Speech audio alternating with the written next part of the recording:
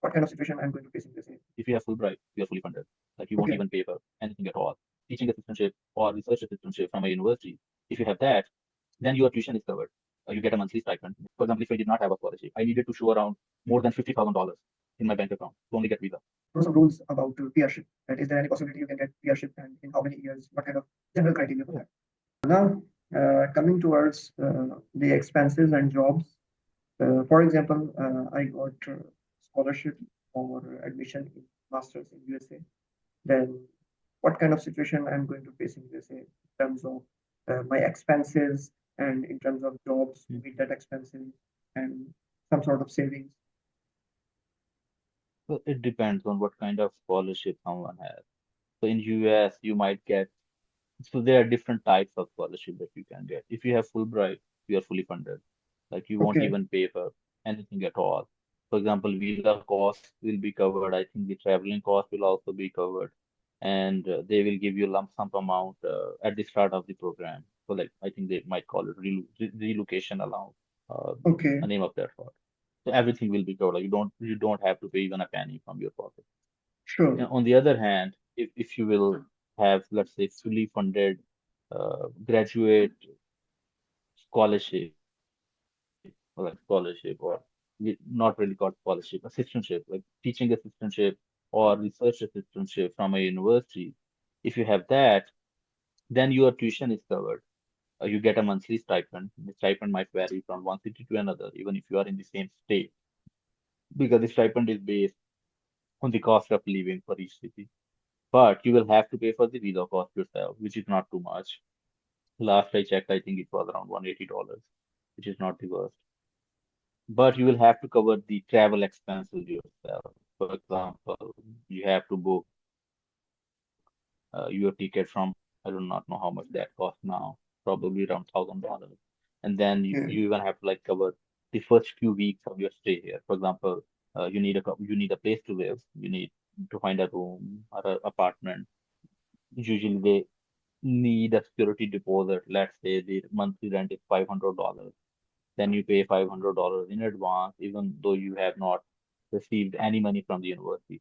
okay, Because how it works, before you even get your first paycheck from the university, it takes normally around 2 to 4 weeks for that paycheck to arrive. So just keep in mind, like you will be covering your first month's expenses, and depending on where you are, those expenses might be very insignificant. Let's say you are in a rural area, or if you are, let's say, in New York City, those expenses might be too much, like probably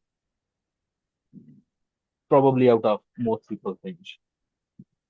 But once you start getting the paycheck from your university, things get easier.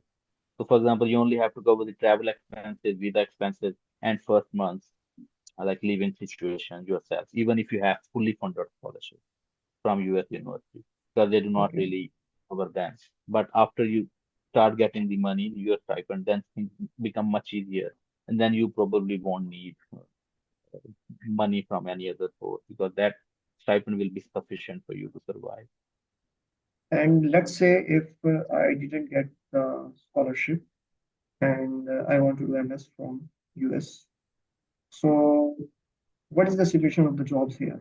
Like if I can get Oh, uh, odd jobs or I can get the professional jobs as well.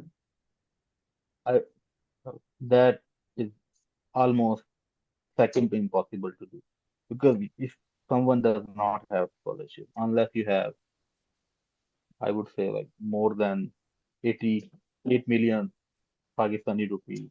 We are talking about 80 lakhs, 1 80 crore. If lakhs. you do It not have is that kind of even money, oh yes, yeah, it expensive about US as compared to universities are damn expensive, man. US universities are very, very expensive. For example, here at Virginia Tech, where I am, so annual, for example, if I did not have a scholarship, I needed to show around more than $50,000 in my bank account to only get visa. So okay.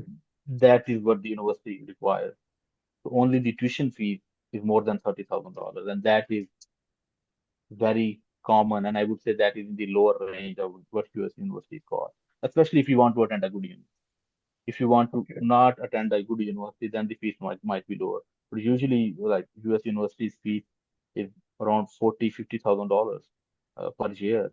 And on top of that, you need to have money to survive each day. I think I will highly doubt if you are anywhere in this state, you might at least need more than, let's say, I think the conservative estimate will be more than $1,000. Like even if you live in the worst of the worst Mm. situation, for example, you're living with five other people sleeping in one bed, well, that will be illegal. But if you manage to do that, uh, that will be a miracle in itself. Like it is very expensive to manage it without Well, having some sort of funding. well, I think So I should take my words back because no, uh, unless you have it's like generational wealth, unless you have no, no, we are mostly talking about Papa ji ke paise, then you are welcome to do that. But I think for middle class people and most of the people that I know, who get funding in the US, they are from middle class. yes, For example, in my situation, if I wouldn't have received the funding, I wouldn't be able to come here. Like as simple as that. It becomes super difficult because it's not just about the tuition that you pay. It's also about day-to-day affairs that you have to manage. You need food. You need to have a shelter on your head. You need to like pay electricity bills. You need to pay everything exactly, yourself. exactly. How will you manage that? And the other thing is, US market is very different than the rest of the world. You're not allowed to do odd jobs. You cannot work Okay, outside campus in the US. For example, in UK or I'm not really sure about Australia, but definitely in UK, you're allowed to work 20 hours yes, every week, exactly. anywhere you want. Like it doesn't have to be on campus. But in US, you are not allowed to work off campus. You can only work Okay, on campus, and on campus jobs are there, but they are limited. For example, Virginia Tech has around 38,000 students.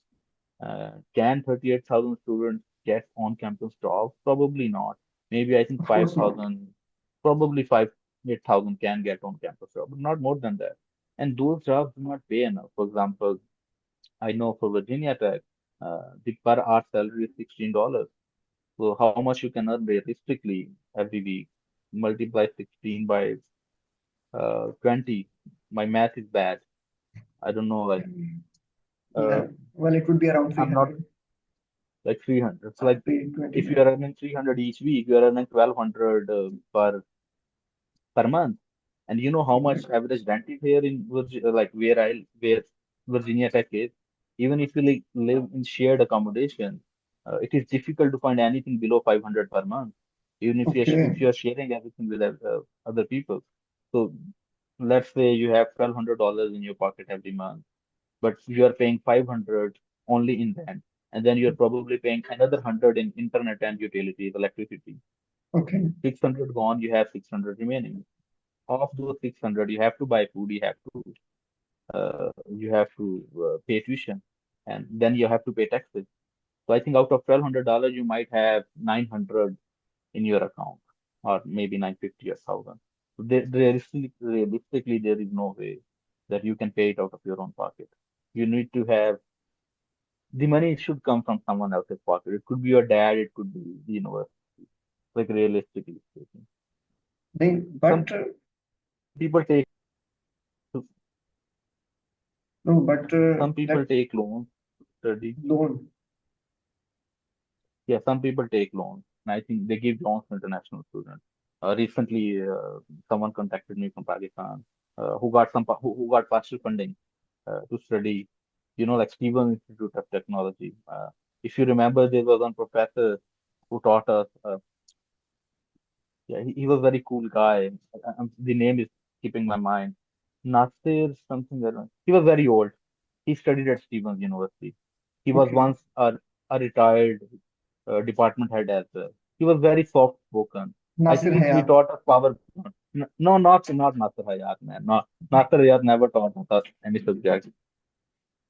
Sorry, I think his name ended with Shah, some kind of Shah. I do not know. He was very Fayaz soft Hussain Shah. spoken. You are talking about Fayaz Hussain. Fiaz Hussain Shah. He was a Yes. very nice man. He studied at the SIT, Stevens Institute of Technology. And that Yes. student from Pakistan, he got like, I think some tuition reduction, like some kind of tuition scholarship not for. And then I was like, if you do not have the remaining money sorted out, the life will become difficult for you.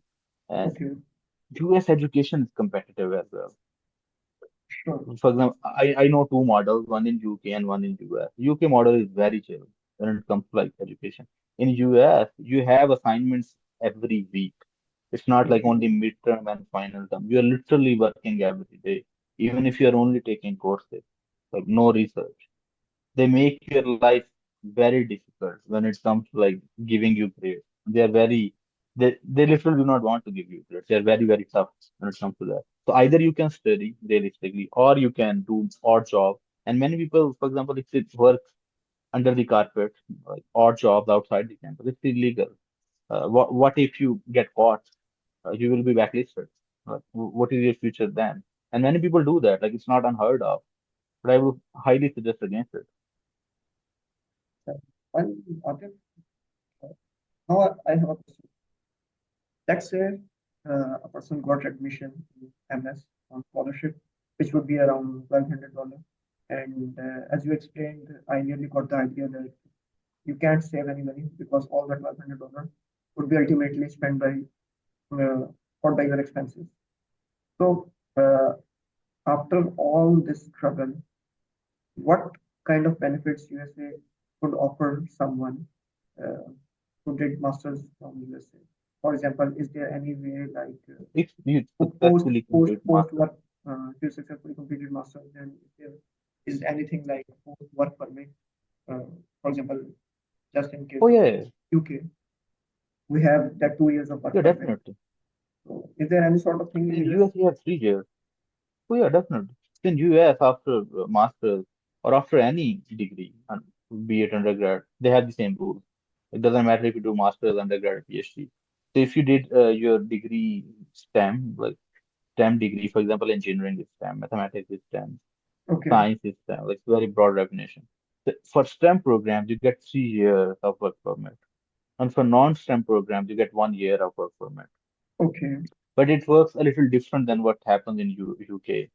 For example, in UK, you get post-study work visa, which is valid for 2 years, and you do not need to have a job to get that work permit. In US, the case is different. You need to have a job to get that work permit. For example, you will be given 2 months time after you graduate, and in those 2 months, you need to have a job offer, and after that, you will have for STEM degree 3 years, and for non-STEM degree 1 year work permit. okay. Now that's good to listen. Okay, वो सारे perks, there are perks. ये वो क्या कहते हैं? इन्ना मालूम Not a serious. problem. इन्ना मालूम serious. Blessing it. Of course, of course. There Once must you be are in the blessing. US, Yes, I think definitely Allah makes it easier for you once you get here. But I think before, as the hadith goes, like you first need to uh, पहले अपना घोड़ा बांधो दरख्त के साथ, then you can pray to Allah. Like first figure out your resources before uh, blindly following the US dream, because life is difficult, especially on exactly. the financial side. If someone is struggling financially, to think realistically, then idealistically, realistically, like figure out your options before like proceeding with any. But after you are in the US, you have many different options. I will highly suggest, like, because if anything goes wrong, you have somewhere where you can like recourse to find answers. For example, if you are doing illegal job, then your life might become difficult, like sooner or later. So every person has their own mental model. So the way I found it, I was like, okay, my passion or my focus is on education and not on the financial side, because the financial side was covered. The many people need otherwise, for example, when they think of going abroad, their main priority. But I think there has to be we have to have some kind of boundaries, and those boundaries are set by law. What is legal and illegal, I think everyone needs to understand it before jumping into any situation, to avoid complicating your life later on. Okay, we have talked a lot about study procedure and jobs and expenses, let's talk about the main thing, the ultimate goal, which is peership or that kind of visa. वैसे तो खैर Hmm. I'm thinking about a separate podcast regarding how to apply and get US visa. But in this podcast, just uh, throw some rules about peership. That is there any possibility you can get peership and in how many years? What kind of general criteria for Yeah. that? So there are different routes to get PRship. I only knew a few of them. So one is like the most common one that most people I think know of, which is H1B, which is like work visa. For example, after you finish your degree, be it undergrad, master's, or PhD, you get 3 years work permit, and whoever you are working with, the employer files permanent residency or work visa on your behalf. Then it goes through a lottery system, and many people get it from there, H1B. The other route, which is less commonly known, is called EB-NIW, not EB. I think EB1 and NIW, National Interest Visa, which is now Okay. getting momentum because many people did not even know about it before. The NIW is, for example, it is mainly focused on people who have advanced degrees, like after undergrad. At least you need to have a master's to even be eligible for it. And then if you, many people that I know apply as a researcher, that I have some publications and I have some citations, and my Okay. work is in national uh, significance for the US. Like I can contribute my skills for advancement of this field in the US, and in Okay. that national interest, I need to get a waiver of like having a job, and then they give you a green card, basically. Like same thing that you get from H1B, you can get from here, but that green card is not tied to an employer because H1B is tied to an employer. I'm an employer, I sponsor someone, their work visa is tied to me because I sponsored it. While for NIW, I got it on my own. It is not tied to anyone, and I do not even need to do any job. I can just stay here and do whatever I want. So these are the most common rules that students follow here. Like for NIW, you need to establish that I am a researcher, I have an advanced degree, and my work, basically like the same thing, like you are convincing someone to give you a job offer. You are convincing the US government, like you need me, I don't need you, kind of a situation. But my skills are important for you. And if you do not give me a green card, then it will be your loss. So those are the most common. Uh, I do not know about any other rules that are applicable to students Okay. or PR question because I only know these two possibilities that I have seen, like personally, people following. Sure. Sure. It's fine. Let's wrap it up. Now I would highly seek your advice, and also this is the last question, so I would like you to sum up the pros and cons you think about US, studying in US, and then what's your advice for students? So I think for US, definitely US universities are probably one of the finance in the world. So the education and the training that they offer you, I think it is very difficult to find it anywhere else because here, whoever is main focus probably is studying, and then they get something out of it. And US universities are collaborate with industry a lot. Most of the research projects are either funded by US government or some industry. And when like students are working on those projects, they land jobs most of the time, even before finishing their degree. And like students do internship, I have done 2 internships already, and probably next summer I will do a third one. So you establish connections through universities because universities are very well connected to like other universities, other industry organizations, and especially the government. So I have seen like many people having a job offer before even before like finalizing their thesis, just because they have very strong connections with them.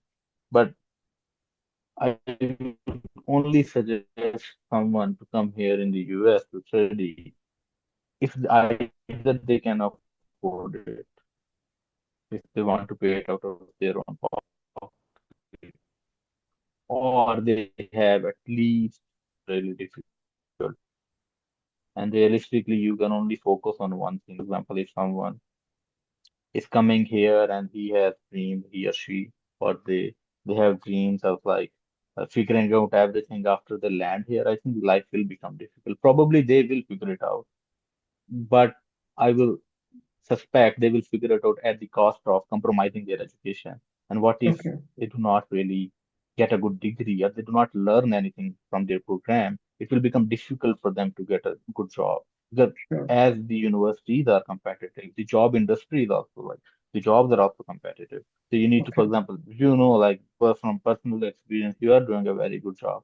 Job market is competitive everywhere.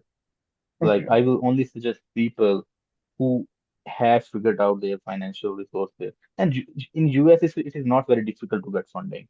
For example, if someone has figured out what they want to do in research, here professors do not really want you to have 100 publications.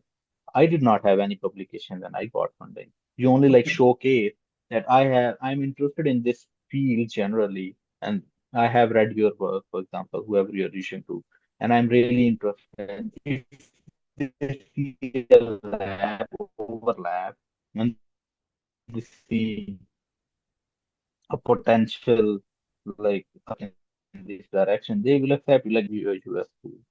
So it is very common for like students even after BS bachelor getting fully funded PhD offer. Like I'm not discouraging anyone, but I'm saying like follow the route where you can get funding and Okay. you can get funding. Like it is not impossible. So many people from all over the world do, so you can also get. Like it's not unheard of. I was a very mediocre student. If I can do it, I think other people can also do it. Sorry. Okay.